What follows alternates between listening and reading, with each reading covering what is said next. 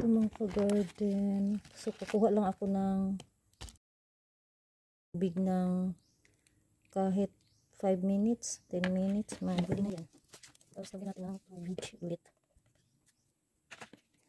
Yan. Ibabad muna natin siya. Yan. Gaganito mo yan. Yan. Ang kalaban ko lang nito ay ang langgam.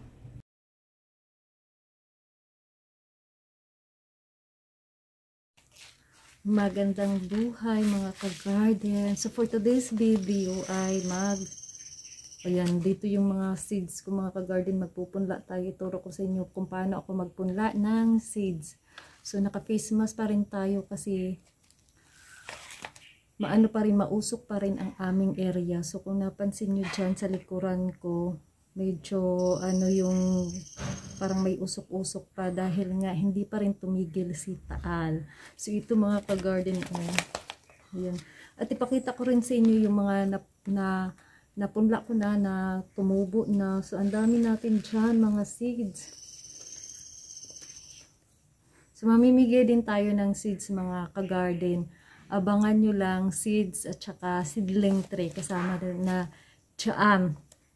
So dati kasi ang binibigay ko ay mga gamit sa bahay. Meron akong mga nabigyan dyan. Marami na. Nakapagbigay na nga din ako ng oven toaster. Pero ngayon, ibahin na natin. So, ang ibibigay natin ay mga seeds. So, mga seeds ang ibibigay natin. Mga hybrid. Mga hybrid na seeds. Ay, thank you. Binigyan ako ng suha ni ate. So, mga hybrid na seeds. Ayun, may seeds din to mga ka-garden. Pwede natin itong pwede natin itong ipatuyo. Bibigyan ko kayo. So, ayan, ipapakita ko sa inyo. Ayan. Sa inyo muna ito. Ayan yung ating nabili, oh. Ito po yung yung spinach na hybrid din. Mga Chinese yung binibili ko kasi mas sila, legit po sila. Dahil nung bumili ako 4 na piraso nito una, tumubo siya. Yung iba kasi binili ko sa noon pa sa Lazada, yung patingi-tingi lang, yung iba talaga hindi siya tumutubo. Yung bumili ako ng ganito na talong mga ka-garden. Asa meron ako ditong kaganitong na talong yung ganito. Ganitong talong yung binili ko. Ang tumubo ay siya. Ang tumubo mga ka-garden ay talong pa rin siya pero mahaba na payat. Tawang-tawa ako din. Then nag-order ako ng kondol, ang tumubo ay patula. Nakakatawa. Kaya try ko yung may mga Chinese. Pero yung iba talaga nito, minsan hindi tumubo dahil siguro kinain ng langgam. Kasi minsan din naman yung sa akin, pag nagpunla ko hindi tumutubo. Pag check ko yung pala, wala na kinain na ng langgam. Yung ating, ayan. Gustong gusto ko to siya eh. Dahon ng sibuyas. Tapos ating bell pepper.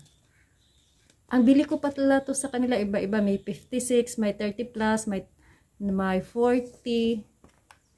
Tapos ating 60 na ano ba ito? Upo. Sana tutubo siya. Yung upo ko dyan, meron akong 6 na puno. Yung upo natin. Ang ating coriander. Masarap din to. Then ang ating squash na yung maliliit, para din siyang zucchini. Yan, papakita ko sa inyo yung zucchini. Ba't ang lalim ng mata ko? Lumalalim yung mata ko mga ka-garden kasi hindi talaga ako nakakatulog ng maayos. Nag-iiba na naman ang ihip ng hangin. So ang ating cherry na radish. Yung radish ko tumubo na. And then, ang ating, ayan, kalabasa na ganito. Sa probinsya, doon sa Mindanao, maraming mga ganito mga ka-garden. Mabilis lang siya tumubo. And then, ang ating radish na kulay green. Meron na ako nito mga ka-garden, nakapatubo na ako. Pula at saka puti. Papakita ko din sa inyo. Then, ang ating bell pepper na violet. Then, ating talong. Tignan nyo, ang ganda. Cute niya. Tapos, Ito, bumili na naman ako ng sitaw. Ito kasi mga ka-garden, kasi nakakatuwa yung sitaw na to. Pinaghalong green at saka pula. Yun, oh. And then, ang ating lettuce. And then, ang ating ulit pang upo. Ayan. So, ngayon ay magpupunla tayo. Pero hindi ko to ipunla lahat, ha. Kukuha lang ako na ilang seeds. Ganun yung ginagawa ko mga ka-garden. Hindi ko talaga siya sa isang ganito pinapaano lahat. Kukuha lang ako minsan 3 or 4. Pag hindi siya tumubo, tanim ulit.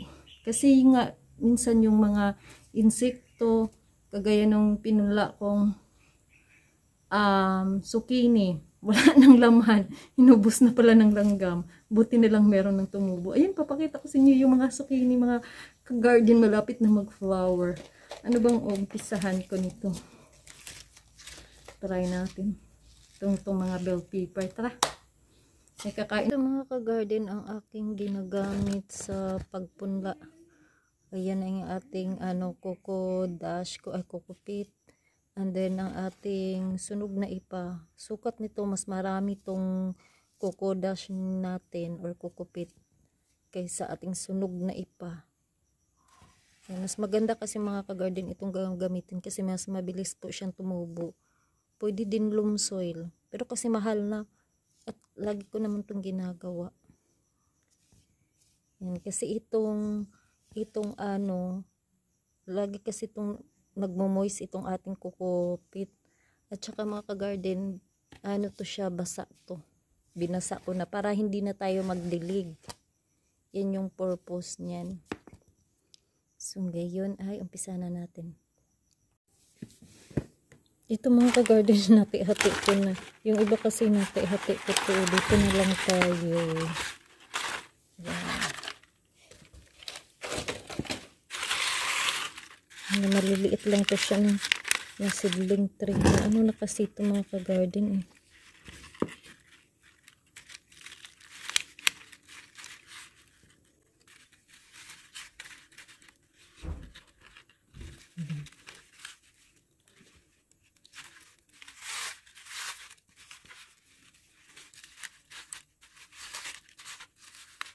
Hindi ko maganda yung nabili kong coco pit ngayon kasi marami pang buo-buo. Hindi kagaya dati pinong-pino. Maganda kasi pinong-pino. Maganda din yun mga ka-garden, yung pinagtabasan ng niyog. Napakaganda yan gawin punla, ipang punla. So yun, meron na tayo ditong na buo. Ito na may papakita ko sa inyo. Kailangan butasan nyo to pag ganito yung gagamitin. Maganda din to mga ka-garden eh. Dito ako nagpupunda ng mga zucchini. Lagyan natin kag dito ako magpunla ng zucchini.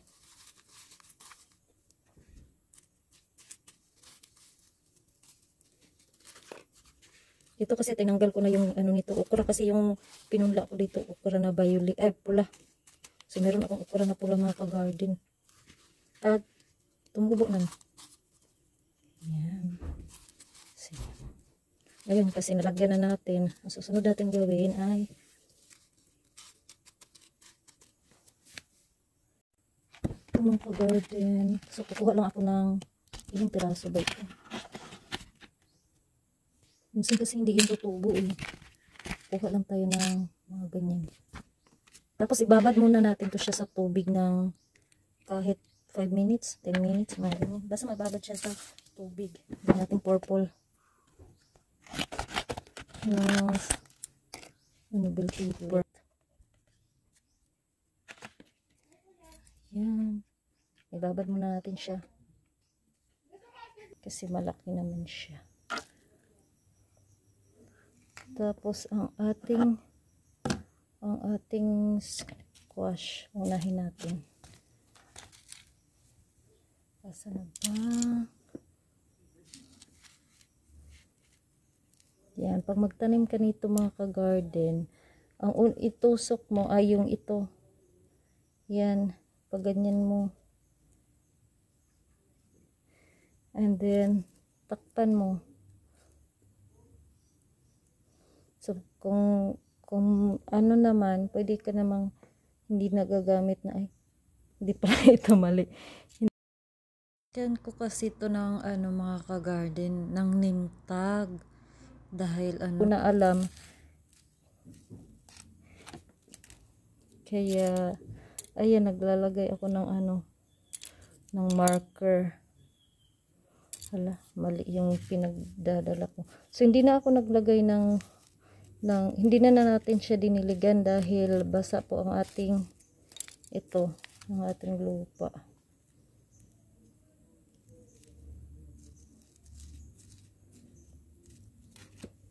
Yung zucchini, madali lang yun din tumubo.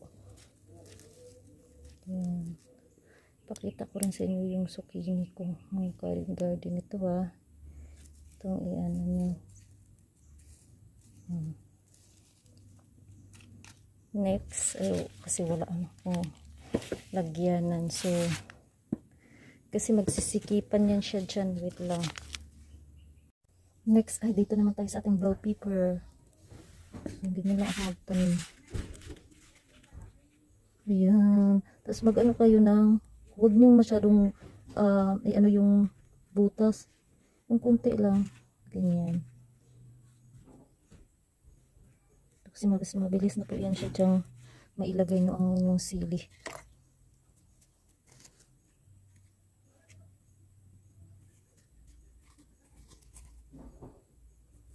Sarap kayo mag-garden.